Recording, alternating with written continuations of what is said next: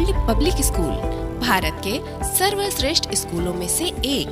Delhi world public school based on CBSE pattern and English medium school class pre nursery to 7। पता Shekhwara, Bodh Gaya, Gaya Dobhi main road.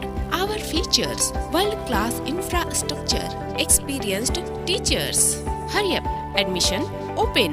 Call for inquiry 809-2222-216 या 809-2222-218।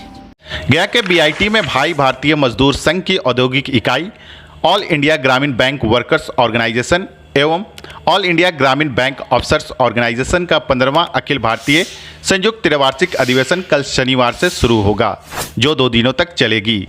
कार्यक्रम का उद्घाटन अखिल भारतीय मंत्री भारतीय मजदूर संघ एवं प्रभारी वित्तीय संस्थान के गिरीश चंद्र आर के द्वारा किया जाएगा। वहीं औरंगाबाद सांसद सुशील कुमार सिंह, गया नगर विधायक डॉक्टर प्रेम कुमार उपस्थित होंगे।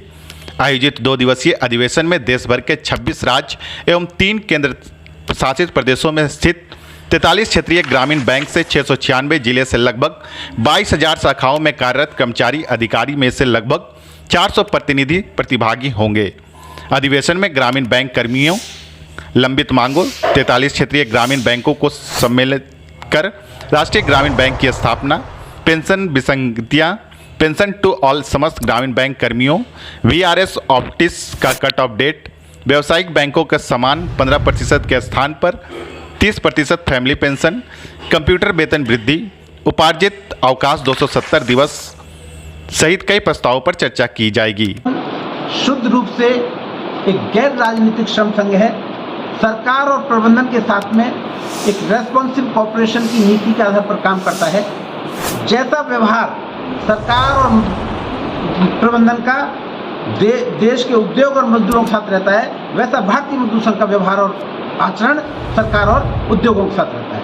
तो हम सरकार की अच्छी नीतियों की अभी जो है 44 लेबर लॉज को 4 कोड में कन्वर्ट किया। हमने उसमें से 2 कोड का जो है सीधा समर्थन किया। 2 कोड IR और OSH कोड, उसमें कुछ प्रावधानों का जो है आपत्तिजनक है, हम देश के मजदूर को सूट नहीं करते हैं, तो उसमें हमने सजेशंस दिए हैं और उसमें अपना विरोध दर्ज किया है।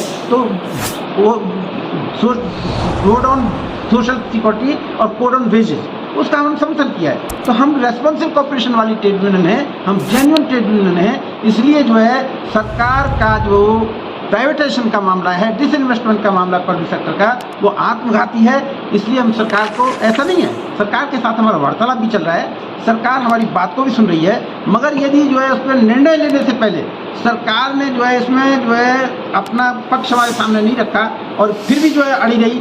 मगर ये प्राइवेटाइजेशन का दौर, हम सारा पाप इनके सर पर नहीं डालते।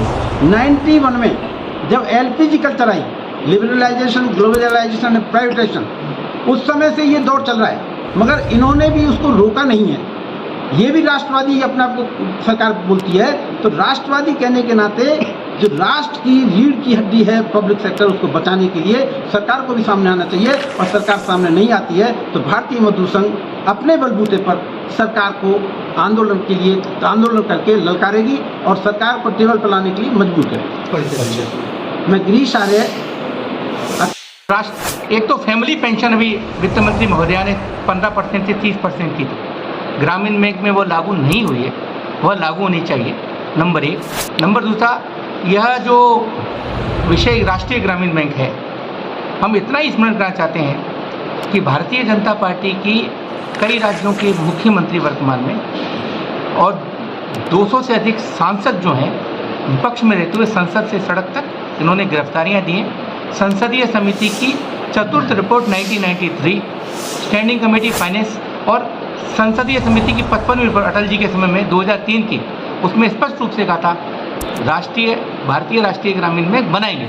यह मांग करना चाहिए। प्रकाश जावड़ेकर जी ने कटक के अधिवेशन में कहा, अगर भाजपा की सरकार आती है तो हम वेतन भत्ते सुविधाएं समान करेंगे और राष्ट्रीय ग्रामीण बैंक की स्थापना करेंगे। आज वह सरकार में है, नौकरशाही के। और इसके अलावा लोग कहते हैं बीच में आया था इंडियन पोस्टल बैंक में merger, public sector commercial bank में मर्जर। मैंने पहले ही प्रारंभ में अपने उद्बोधन में कहा, कमर्शियल बैंक फेल हुए, कोऑपरेटिव फेल, हम आए, अनुपूरक के रूप में आए।